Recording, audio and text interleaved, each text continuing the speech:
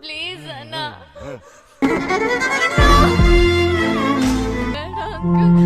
Please uncle.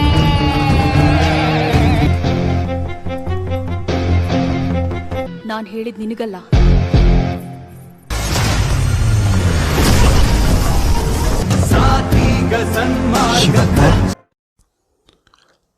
Semua warga berkumpul di pekarangan kuil untuk bersama-sama melakukan festival keagamaan yang tiap tahun mereka adakan bersama-sama. Si Fapa dan pamannya pun datang sebagai artis topeng harimau yang biasa menghibur warga yang datang. Semua bersorak saat melihat aksi mereka, namun tidak dengan beberapa pemuda yang sudah merias dirinya seperti harimau, sedikit kecewa ketika tahu kalau si Fapa dan pamannya yang akan maju untuk menghibur semua warga. Hingga ia merencanakan sebuah rencana untuk mencelakai si Fapa dan juga pamannya. Semua orang yang datang menari dan bernyanyi bersama, termasuk si Fapa dan juga pamannya. Namun di saat mereka tengah menari, si Fapa terkejut ketika pamannya terluka di bagian matanya. Si Fapa tahu kalau ada yang berusaha melukai dirinya dan juga pamannya. Dengan cepat si Fapa langsung menyerang para pelaku yang ketakutan saat melihat si Fapa mengamuk.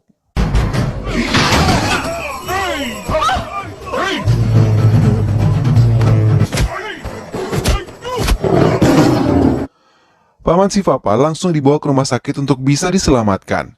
Sementara si Fapa harus ikut ke kantor polisi untuk mempertanggungjawabkan semua perbuatannya yang memukuli pelaku tanpa bukti mereka yang telah melukai paman si Fapa.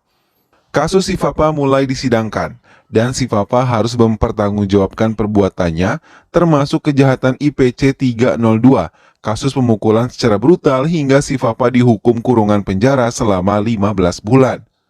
Kesedihan tampak di wajah paman dan keluarga si Fapa yang lain. Walaupun di penjara, si Fapa tetap tidak bisa mengendalikan emosinya, ia bahkan dengan berani memukuli para narapidana lain yang telah lama menghuni penjara itu. Perkelahian itu pun tidak bisa dihindari, hingga Inspektur Prakas memanggil si Fapa untuk bisa menemuinya. Secara pribadi, Prakas memberi nasihat pada si Fapa untuk bisa mengendalikan emosinya agar bisa membuatnya lancar menjalani hukuman dan tidak mendapatkan penambahan hukuman. Si Fapa pun mulai menunjukkan sikap baik pada semua narapidana termasuk Inspektur Prakas. Hingga saat kedatangan paman si Fapa membuat si Fapa menjadi sangat senang. Paman si Fapa memberikan banyak nasihat pada si Fapa untuk bisa benar-benar mengendalikan emosinya. Pamannya juga bercerita kalau artis topeng harimau tidak ada lagi yang peduli semenjak grup mereka hancur sejak si Fapa di penjara. Tak lama dari perjumpaan pamannya, si Fapa diberi kabar kalau paman si Fapa meninggal dunia. Bersama Inspektur Prakas, si Fapa menghadiri upacara kremasi paman si Fapa. Waktu berlalu dan si Fapa yang menunjukkan perilaku yang baik membuat si Fapa mendapatkan keringanan hukuman dan keluar dari penjara dalam waktu singkat. Prakas memperkerjakan si Fapa di kantor tempatnya bertugas dan memperkenalkannya dengan Fatapi, seorang yang ditugaskan untuk memperbaiki sambungan wifi yang bermasalah. Fatapi dan si Fapa pun berteman akrab, karena si Fapa pun tidak memiliki seorang teman. Hingga datangnya Fatapi membuatnya sangat senang. Kali ini si Fapa dan Fatapi diberi tugas untuk menjaga area parkir. Fatapi memiliki tujuan lain. Ia menyukai Sobina, seorang wanita cantik yang telah 2 tahun berteman di Instagram. Kali ini ia ingin memperkenalkan diri di dunia nyata. Hingga beberapa rencana ia beritahukan pada si Fapa untuk bisa membantunya. Si Fapa yang lugu hanya mengikuti rencana sahabatnya Fatapi untuk bisa mendapatkan cinta dari Sobina. Sementara di tempat lain, keributan kecil pun terjadi di area pasar. Karena seorang pria yang disegani semua warga desa segera mengatasi masalah tersebut dengan memberikan pelajaran pada pemuda-pemuda yang mengganggu para gadis yang berada di pasar itu. Usaha Fatapi pun gagal karena Sobina yang ia sukai malah lebih tertarik pada Karna. Teman-teman Sobina juga mendukung Karna sebagai pendamping Sobina yang selalu berhasil menyingkirkan orang-orang jahat dari desa mereka. Seorang wanita malah tertarik pada si Fapa karena ia tahu si Fapa yang lugu diam-diam membantunya, karena ia harus membayar pajak akibat salah memarkirkan kendaraan. Si Fapa yang lugu pun diajari untuk bisa menggunakan FB dengan baik oleh Fatapi. Hingga si Fapa langsung mendapatkan teman online. Akun FB yang bernama Depika Pedukone tanpa si Papa ketahui adalah wanita yang ia bantu di tempat parkir. ನಾನು ನಿಮ್ ಋಣದಲ್ಲಿದ್ದೀನಿ ಕಷ್ಟದಲ್ಲಿರೋರ್ಗೆ Depika yang tahu si Papa yang menolongnya menjadi tertarik karena kebaikan dan keluguannya. Karena adalah pria yang dihormati banyak warga karena selalu melindungi mereka dari semua serangan orang-orang jahat. Si Papa juga mengagumi Karna yang memiliki keberanian. Karena yang tengah bersama anak buahnya mendapatkan kabar kalau menteri akan mendatangi desa tempat Karna tinggal. Semua warga mempersiapkan semuanya untuk menyambut kedatangan menteri. Si Papa memberikan usul untuk bisa menampilkan keahliannya sebagai artis topeng harimau sebagai tarian penghibur saat menteri datang. Karna pun menerima usulan itu. Mereka bekerja sama dengan guru dan murid di sebuah sekolah, hingga mereka semua terlibat langsung dalam acara penyambutan itu. Secara kebetulan, Depika adalah guru yang bertanggung jawab atas berlangsungnya acara penyambutan menteri. Depika sangat senang bisa kembali bertemu dengan si Papa, tapi ia harus menyembunyikannya. Fatapi kali ini menjadi bahan uji pemukulan oleh Karna yang ingin memberikan contoh pada anak buahnya. Hingga ia dipukuli oleh Karna berulang kali. Fatapi merasakan pusing dan mual, tapi ia tidak mengatakan yang sejujurnya pada si Papa, karena ia takut emosi si Papa tidak bisa dikendalikan. Si Papa pun membawa Fatapi menjauh dari tempat itu dan kembali ke tempat mereka. Si Papa yang memperhatikan Kerti, seorang murid di sekolah tempatnya berlatih untuk pertunjukan nanti. Ia merasa prihatin karena Kerti yang memakai sepatu rusak selalu dihukum oleh pihak sekolah dan menjadi bahan bulian dari teman-temannya. Diam-diam si Papa meletakkan kotak yang berisi sepatu di belakang Kerti yang tengah dihukum. Melihat sepatu itu, Kerti merasa sangat senang mendapatkan sepatu walaupun ia tidak tahu siapa pengirimnya. Depika yang memperhatikan si Papa dari kejauhan menambah kekagumannya pada si Papa. Depika kembali menghubungi si Papa di akun FB-nya dan mengirimkan pesannya. Ia meminta si Papa untuk menemuinya. Membaca pesan itu, si Papa merasa sangat senang, begitupun Fatapi, hingga dengan sukarela ia memperbaiki penampilan si Papa agar terlihat baik di hadapan mereka. Mereka melakukan perjalanan dan menghubungi Depika. Di seberang telepon, Depika meminta si Papa untuk menumpang di sebuah kereta. Si Papa menuruti keinginan Depika menaiki kereta sesuai gerbong yang ditunjukkan oleh Depika. Tapi tiba-tiba Depika menelpon si Papa. Di dalam teleponnya, ia mulai menceritakan kelamnya masa lalu Depika sejak ditinggal oleh ayahnya. Ia tinggal bersama ibu dan kakak perempuannya. Hidup mereka sangat menderita hingga mereka kesulitan untuk menyambung hidup mereka. Ibu Depika pun mengambil jalan singkat dan menjual kakak perempuan Depika pada laki-laki hidung belang. Beruntung Depika bisa melarikan diri hingga terbebas dari lelaki itu. Tapi saat masa lalunya terbongkar, ia kembali dibuli hingga ibunya meninggal di penjara akibat percobaan menjual kakak perempuannya. Depika akhirnya pindah ke tempat yang tidak ada yang mengenal dirinya dan memulainya semuanya dari awal, hingga ia berhasil mendapatkan gelar sebagai seorang guru. Semua cerita Depika didengar baik-baik oleh si Papa, tapi tanpa sadar kedua tangan mereka bertaut dan mereka duduk berdekatan di gerbong kereta tersebut. Hi ಊಟ ಆಯ್ತಾ ಚೆನ್ನಾಗಿದ್ದೀರಾ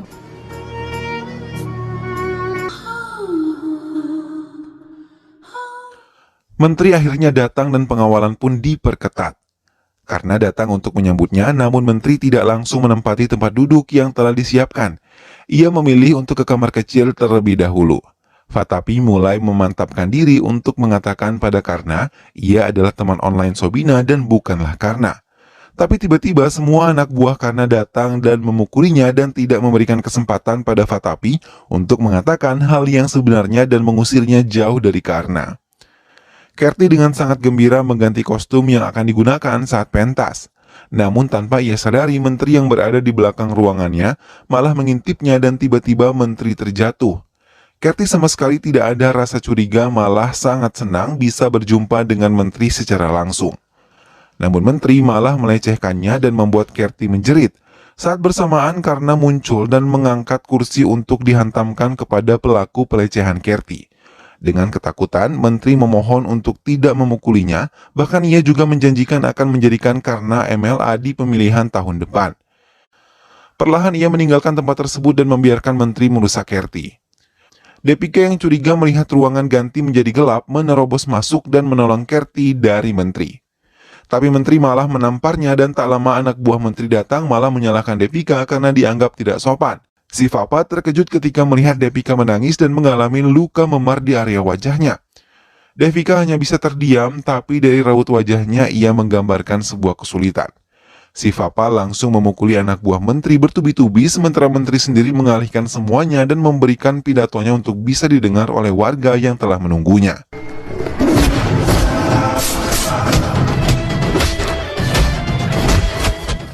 Keesokan harinya, Karna datang menemui si Papa dan memberikan uang dalam jumlah yang banyak. Ia mengatakan uang tersebut berasal dari menteri sebagai permintaan maafnya atas kesalahpahaman yang telah terjadi.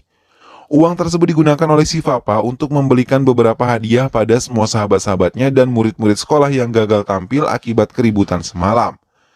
Si Papa mengajak Fatapi untuk memperbaiki sepeda motornya yang rusak dan teronggok begitu saja di kantor polisi, hingga sepeda motor tersebut bisa kembali dioperasikan kembali dan mereka tidak lagi menggunakan sepeda untuk pergi kemanapun. Fatapi sangat senang dan mengucapkan terima kasih banyak pada Siva. Tapi tiba-tiba Fatapi ditangkap polisi dengan tuduhan ia adalah salah satu pelaku penyelundupan yang terjadi di Goa. Ia dibawa paksa ke kantor polisi dan disiksa di sana. Si Papa yang melihat hal itu langsung menemui Prakas untuk meminta bantuan kepadanya. Tapi Prakas mengatakan mesin sepeda motor milik Fatapi sama persis dengan mesin perahu yang digunakan para penyelundup, dan Fatapi dianggap sebagai kaki tangan dari penyelundup tersebut. Si Papa tercengang karena ia yakin Fatapi bukanlah pelakunya. Tapi Prakas yang jabatannya masih rendah tidak bisa membantu. Hingga si Papa turun tangan sendiri menemui inspektur yang memerintahkan penangkapan Fatapi sambil menelanjangi kesalahan inspektur yang pernah ia gagalkan saat melecehkan salah satu artis topeng harimau di desa si Papa.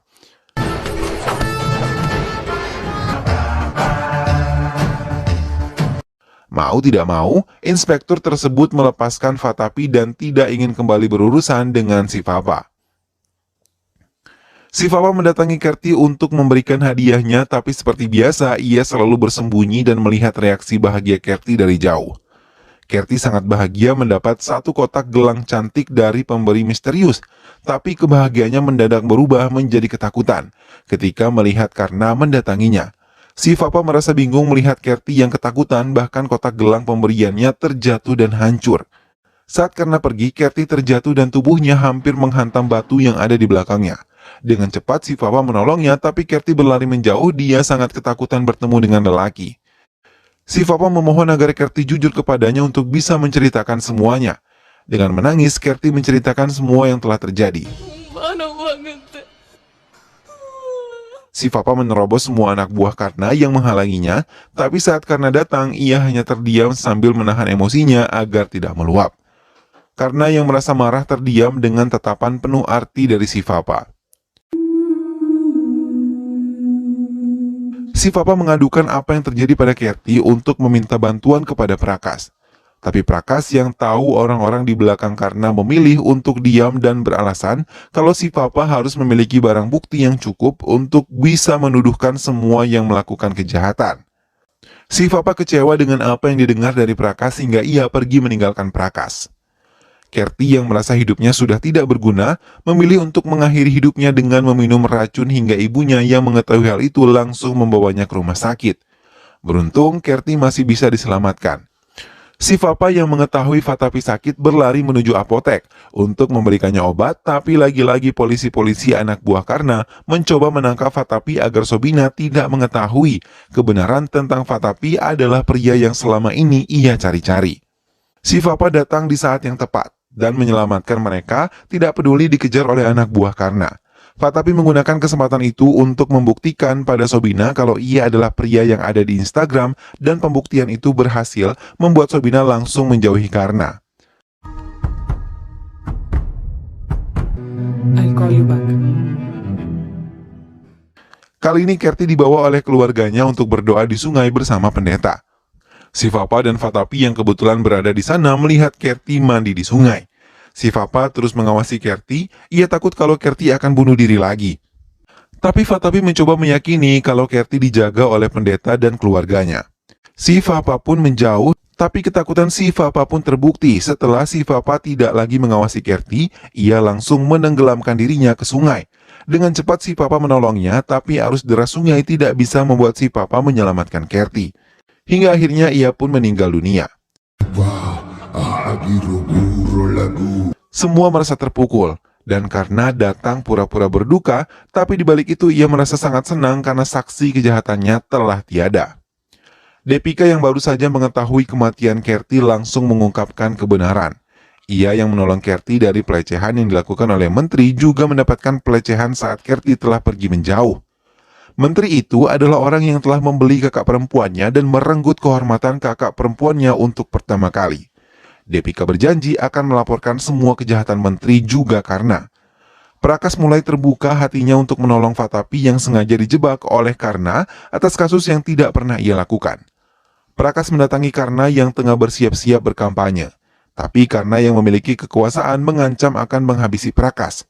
Tiba-tiba si Fapa datang, ia mencari keberadaan Depika yang menghilang. Tak lama anak buah menteri datang, membawa Depika meminta Karna untuk membereskan Depika. Melihat hal itu, si Fapa pun langsung menghajar Karna. Pertempuran pun terjadi, hingga Karna mengajaknya berduel di ring tinju miliknya.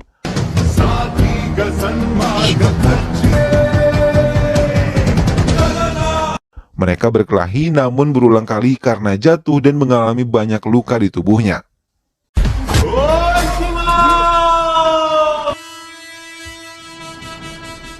Ia mencoba menasihati Karna agar terbuka hatinya kalau semua tindakan Karna salah telah membiarkan wanita terenggut kehormatannya, dan Karna pun tersadar apalagi saat melihat neneknya mendengar semua kesalahan yang dilakukan oleh Karna, yang ikut dalam kejahatan yang seharusnya dilindungi oleh Karna.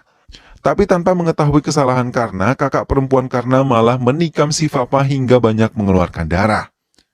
Depika dan Fatapi langsung membawa si Fapa ke rumah sakit. Karna pun menyesali semua perbuatannya dan menyerahkan diri untuk dipenjara.